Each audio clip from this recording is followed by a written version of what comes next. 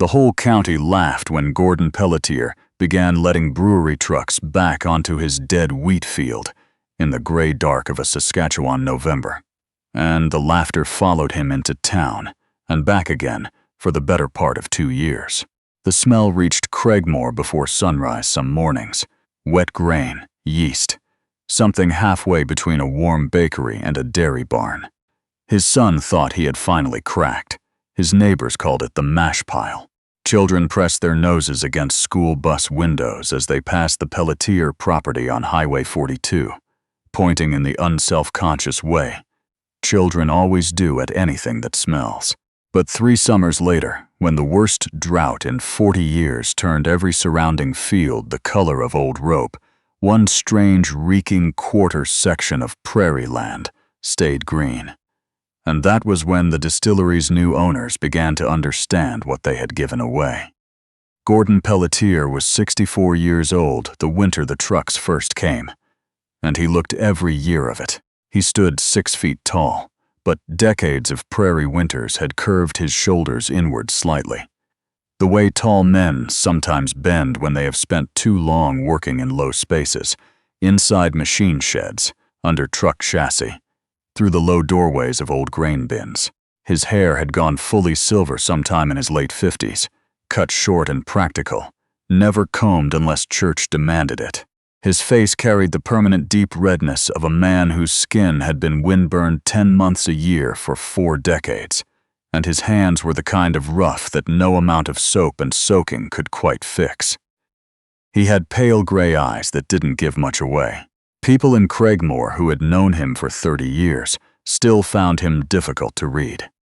His wife, Margaret, had always been the easier one to know, warm and quick to speak, with opinions about everything from soil nitrogen to the federal grain price. She had died of a stroke in the spring of 1993, 3 years before the trucks arrived. And since then, Gordon had grown quieter in ways that seemed permanent rather than passing. The Pelletier farm had been in the family for 3 generations, 160 acres of prairie land, northeast of Craigmore, that his grandfather had broken from grassland in 1921. For most of that time, the land had been honest and reliable. Wheat, mostly. Some canola in the later years. A small hay section that Gordon maintained for a neighbor's cattle herd. But the grasshopper year of 1989 had taken most of his summer crop, and the dry spring of 1994 had followed that loss without mercy. By 1996, the South Quarter, 40 acres of sandy loam that drained too fast and held nothing, had been unproductive for 3 straight seasons. Gordon had tried everything he could reasonably afford. He had tilled it, rested it, tilled it again. He had sent soil tests to the co-op twice. Both reports came back thin, low organic matter, almost no microbial activity, the kind of ground that scientific reports called degraded and that farmers described in language not fit for polite company. He was standing in that south field one October afternoon, looking at nothing in particular, when Roy McIntyre from the co-op mentioned that the Bow River Craft Distillery over in Moose Jaw was having trouble disposing of spent grain from their malting operation. Gordon said nothing at the time. He just listened. His son, Daniel Pelletier, was 28 that November, living in the house he had grown up in, because he hadn't quite decided where else to go. He had studied agriculture at the University of Saskatchewan in Saskatoon for 2 years before dropping out. Not from failure, but from a quiet feeling that classrooms were not where he understood things. He was a lean young man with his mother's dark hair and his father's deliberate way of moving through the world, unhurried. Observant, not given to expressing what he was thinking until he had thought it through properly. He had his father's broad hands and his mother's habit of watching the sky. He woke the first morning to the sound of air brakes on the highway turnoff. His bedroom window faced east, toward the road, and in the gray pre-dawn light, he could see headlights moving slowly along the approach track toward the south field. He lay still for a moment, listening. Then another set of lights appeared behind the first. Then a third. He pulled on his work pants and a sweater and went downstairs.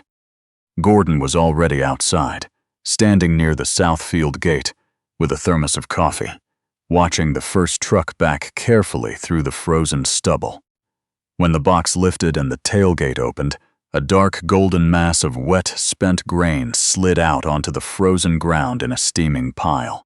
The smell reached Daniel from 30 meters away, rich and yeasty and strange, somewhere between silage and rising bread dough, with an undertone of something sharper underneath. He walked toward his father through the frost-hard grass. "What is this?" he said. Gordon didn't look away from the truck. Spent malt grain from the distillery.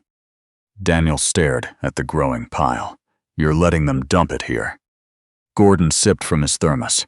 "They're paying me to take it." A second truck had already begun backing in behind the first. The smell had reached the fence line by then, curling through the cold air like something alive. Daniel crossed his arms and said nothing for a long time.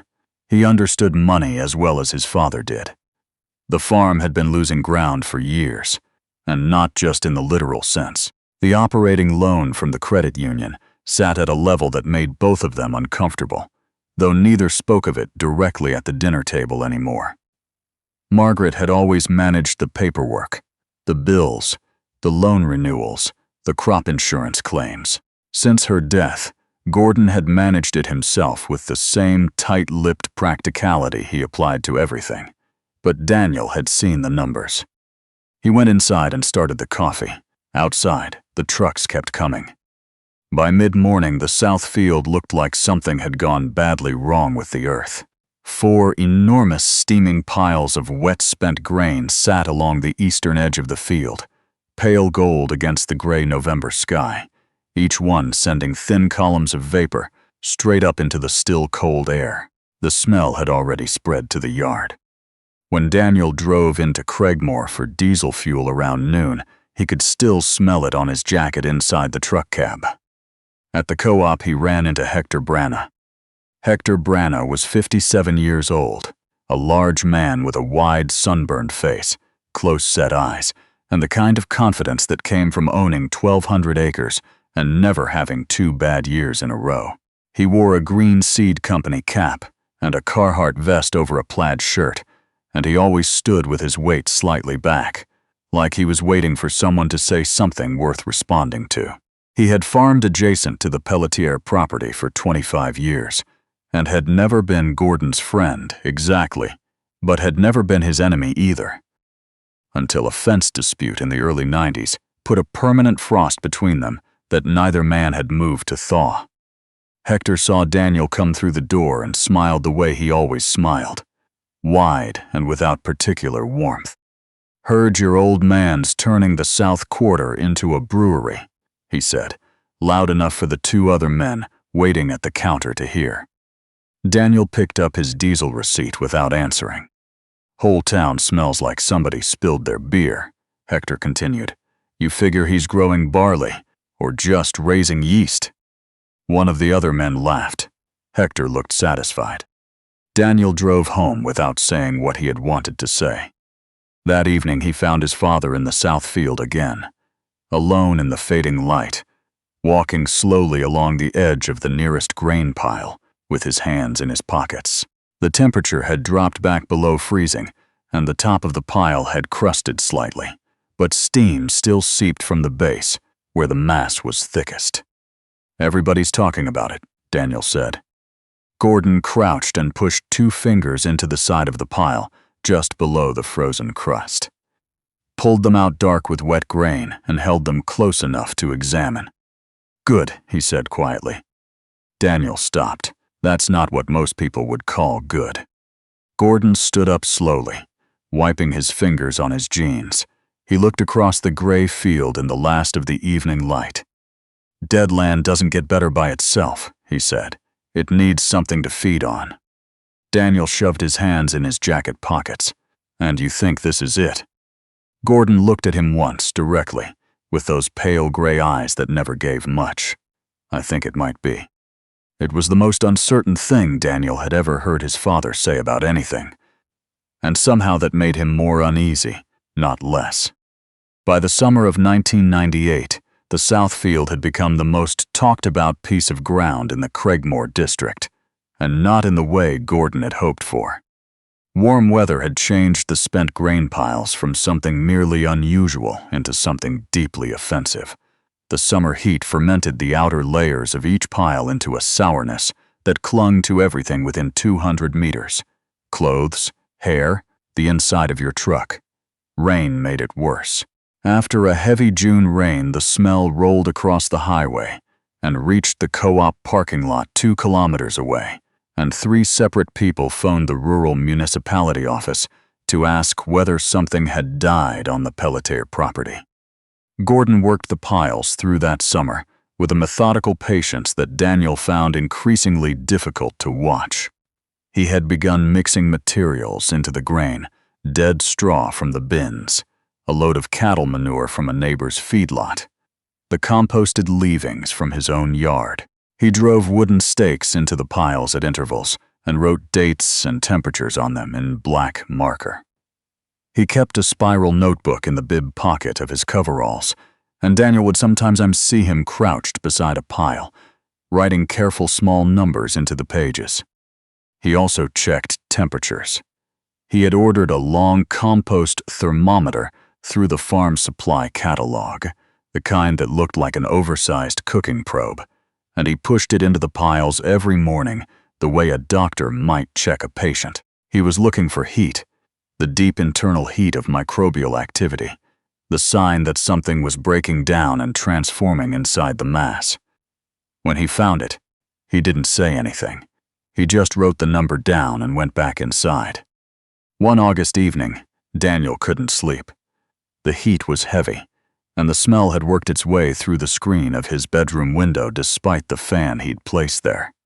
He went downstairs and saw the light on in the machine shed. Gordon was sitting at the old workbench with the spiral notebook open in front of him, a lamp pulling a circle of yellow light over the pages. Scattered around the notebook were printouts from the University Extension Office, a worn library book on organic soil biology, and a coffee-stained pamphlet from the Saskatchewan Soil Conservation Association. The farm dog, a 14-year-old beagle named Barney, who moved now with the slow caution of a dog that had learned to trust his joints only so far, was curled beneath the workbench on a piece of old carpet. Daniel pulled up a stool and looked at the notebook pages, column after column of careful numbers. Dates, temperatures, moisture estimates, notes in his father's compressed handwriting. Turning needed, west side too dry, good heat at center, 58 degrees, right range. "You've been doing this all summer," Daniel said. "Since April," Gordon said. Daniel looked at the pages. "Why didn't you say anything?" Gordon turned one page back and studied something there. "Because I didn't want to talk about it until I knew it was working." Daniel looked up. "Is it?" Gordon closed the notebook slowly. "Something is happening in there," he said. "I don't know yet if it's the right something." Outside, heat lightning flickered low over the southern horizon, silent and distant, the kind of electrical storm that prairie summers sometimes produce without rain or thunder. Just light, moving through clouds, meaning nothing certain. In town, at the grain elevator, at the Tim Hortons on Main Street, in the parking lot of the credit union, the Pelletier farm remained a reliable source of humor. Hector Branagh had refined his commentary into something almost artistic. "Gordon's invented a new crop," he told people at the elevator. "Fermented earth. Man asked him what he was planting this spring, and he said microbes. Gone soft in the head." Gordon heard most of it through the quiet grapevine that operates in every small town, whether you participate in it or not. He didn't change anything he was doing. He kept writing in the notebook. The summer of 2001 arrived in southern Saskatchewan like a punishment. By June, the sky had turned the hard white blue of a drought year, and the soil across the district was cracking along fence lines and road allowances, the surface going pale and powdery in the way that experienced farmers recognized as a very bad sign.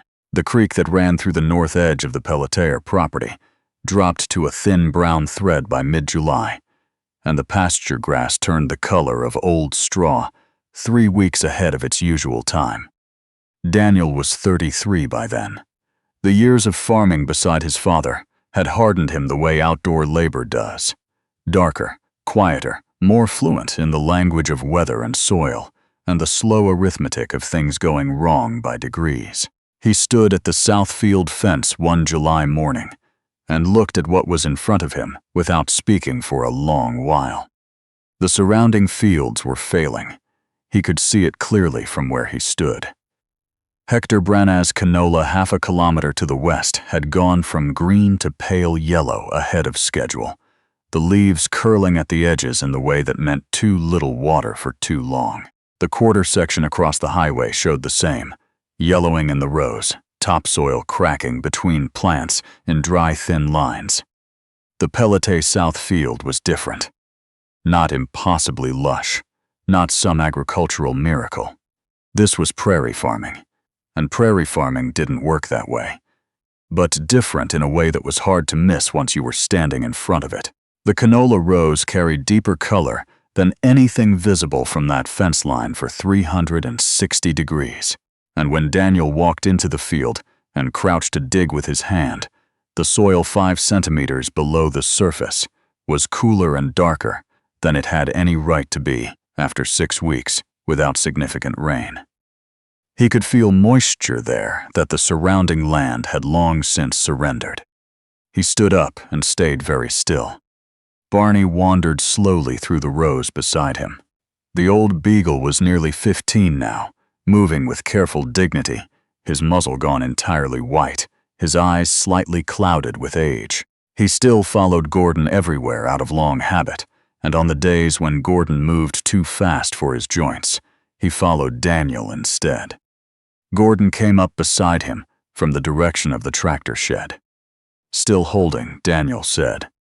Gordon crouched with some effort and pressed his palm flat against the ground, held it there, nodded once. Carbon holds the water, he said. Organic matter holds the carbon. He looked up at Daniel. One follows the other.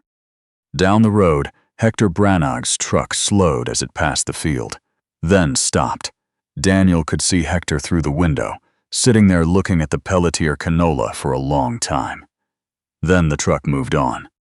3 days later, Hector came to the gate. Daniel saw him coming across the yard and went to meet him. It was late afternoon, the light long and flat across the dry fields. Hector was not wearing his cap. He held it in one hand, turning it by the brim, the way men do when they have come to say something they have been putting off for longer than they should have. He stopped at the fence line and looked at the south field. "Your canola's looking all right," he said finally. Daniel said nothing. Hector turned his cap slowly in his rough hands. "I've got 2 sections that are going to cost me this year." He said it without the usual swagger, which made it worse somehow. Like watching a house shift on its foundation after you'd always believed it was sound. Gordon came out of the machine shed and walked toward them, wiping his hands on a rag. Hector looked at him. "I don't understand what you did," he said quietly, "but I can see what it did." Gordon looked at him for a moment without expression. "Come have a look," he said. The 3 of them walked into the south field together. Gordon crouched and dug out a handful of dark soil, held it in his palm. Even in the drought light it looked different, darker, richer, crumbling loosely, in a way that exhausted prairie soil simply doesn't. "The organic matter holds water the way a sponge does," Gordon said. "Most soil around here has almost none left. We tilled it out over 50 years. He let the soil fall slowly through his fingers. The grain gave it back." Hector stood looking at the ground with an expression that Gordon had last seen on his own son's face years earlier. Not quite belief, not quite doubt, something suspended in between. "5 years to do this," Hector said finally. Gordon straightened, closer to 6. Hector was quiet for a while, looking at the dark earth. Then he said, "You knew it would work?" Gordon looked across the field. "No," he said honestly, "I thought it might." That was the last time Hector Branagh made a joke about the Pelletier farm in public. The lawyers arrived in late September of 2002 on a Tuesday in a rental sedan from the Saskatchewan airport. Daniel saw the car coming down the approach road from the kitchen window and went outside to meet it. His father was already at the field gate, which did not surprise him. Gordon seemed to know when strangers were coming the same way he knew when weather was turning. Something in the pressure of things that registered before it became obvious to anyone else. The woman who stepped out first introduced herself as Sandra Holt, representing Great Northern Grain and Beverage, the Calgary-based parent company that had acquired Bow River Craft Distillery 9 months earlier during the latter's bankruptcy proceedings. She was 42 years old, trim, with blonde hair pulled back efficiently, and the careful manner of someone who measured her words before she spent them. She wore a good dark blazer and boots that were not designed for harvested fields. "Mr. Pelletier," she said, "Great Northern wanted to follow up regarding the material deposits made on your property between 1996 and 2001. Gordon looked at her. Material deposits. "The spent grain," she said. "Approximately 600 tons over the contract period." Daniel almost laughed aloud. In 1996, the distillery's dispatcher had called it waste. The contract Gordon had signed called it organic byproduct.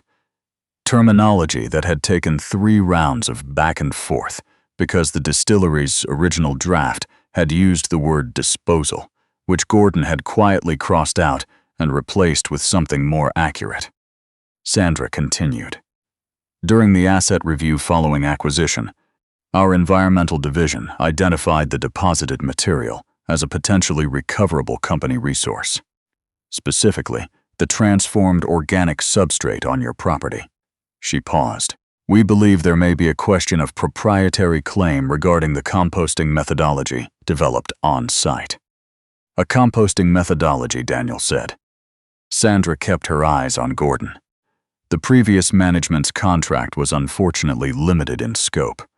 Ownership of any derived products or processes wasn't formally addressed. "Because nobody thought any of it had value," Daniel said. She didn't respond to that directly. Gordon said, "Walk with me." They crossed the south field in the autumn light, stubble crunching underfoot, the soil dark and loose beneath the harvested rows. Sandra stopped twice and crouched, pressing the soil between her fingers. Not for show, Daniel noticed, but for information. She was looking at what was there. Gordon knelt near the center of the field and lifted a handful of earth. It crumbled richly, dark and heavy with moisture even in late September, carrying the smell of healthy living soil. Complex and faintly sweet, nothing like the spent grain smell of 6 years earlier. "This," he said quietly, "isn't what your company delivered here?" Sandra stood. The transformation doesn't automatically negate the original ownership claim. Gordon looked at her directly. "That grain rotted here," he said, "on my land." He set the soil back down, with my straw, my manure, my water, my work. He held up both hands, the rough, cracked hands that had pushed a thermometer into those piles on January mornings when the temperature sat at 30 below. 6 years of that work. Sandra's jaw tightened slightly. The meeting ended 20 minutes later. Daniel found out afterward, through a contact at the credit union, that the Great Northern legal team had done their own soil testing before making the trip. They had known what the field was worth before they arrived. They had also apparently discovered, somewhere during their document review, that the original disposal contract Gordon had signed included a clause, written in by Gordon's lawyer at the time, in plain language on the second page, that transferred full ownership of any deposited organic material to the landowner upon delivery. A single sentence.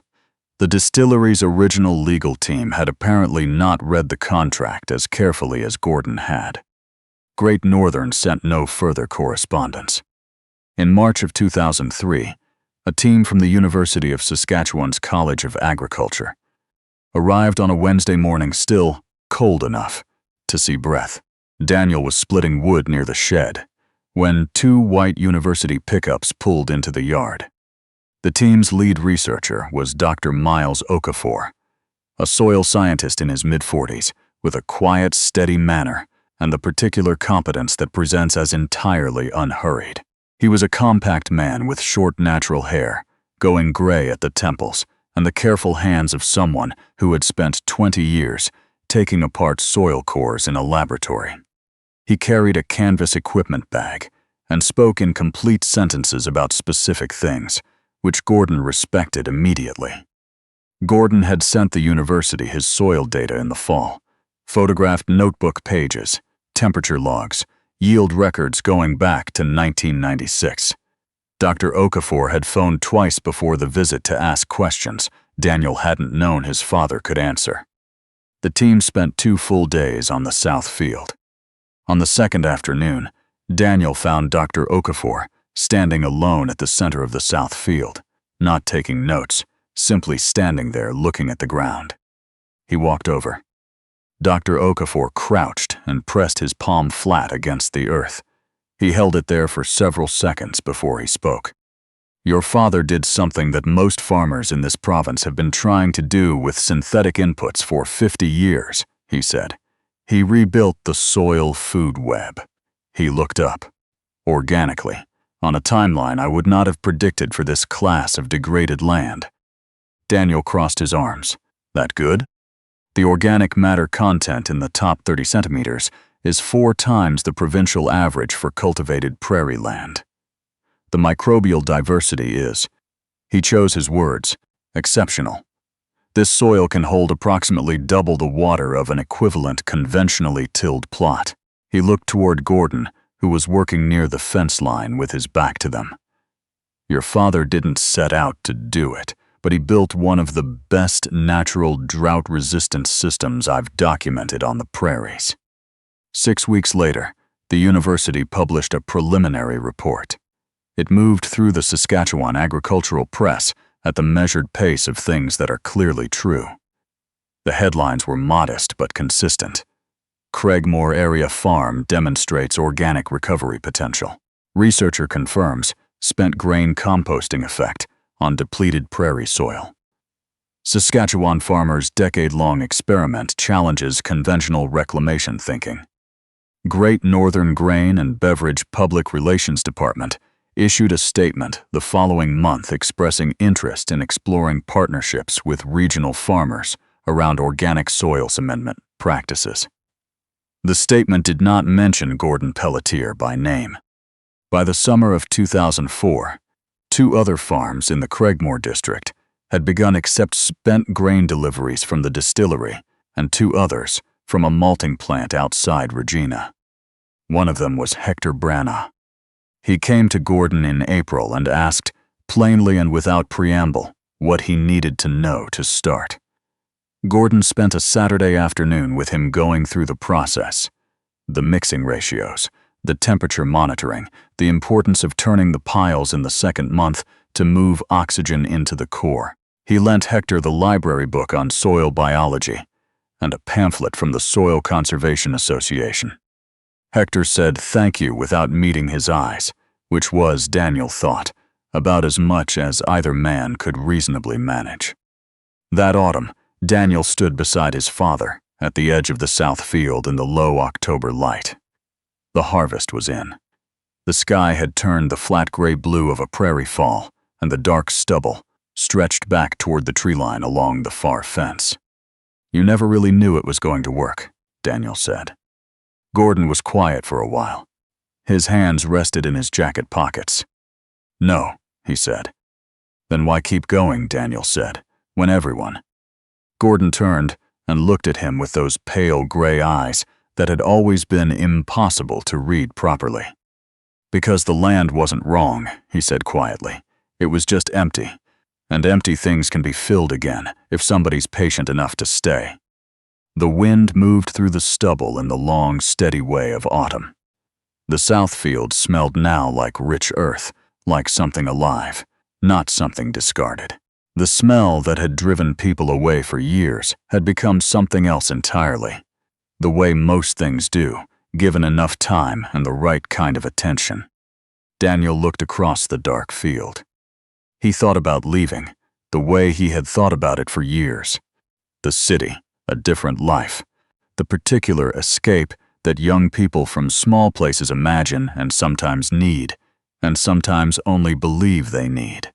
He thought about his mother, and the way she had known this land, the way she knew her own name.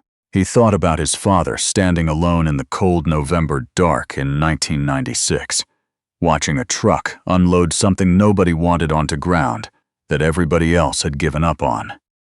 He stayed for supper. He stayed after that. The spent grain trucks stopped coming years ago, but what they left behind didn't stop working. The south quarter northeast of Craigmore is still darker than the fields around it, still holding moisture longer into the dry months, still producing the way land does when it has been given back what it needed. Farmers in the district talk about soil biology, now the way they used to only talk about rainfall and fertilizer prices. The language changed. The thinking changed. That's the thing about soil that Gordon Pelletier understood before most people around him were willing to. It remembers everything you put into it. Every handful of grain, every winter morning with a thermometer in the cold, every year of patient work that the world around you called foolish. And sometimes, so does a son who stayed.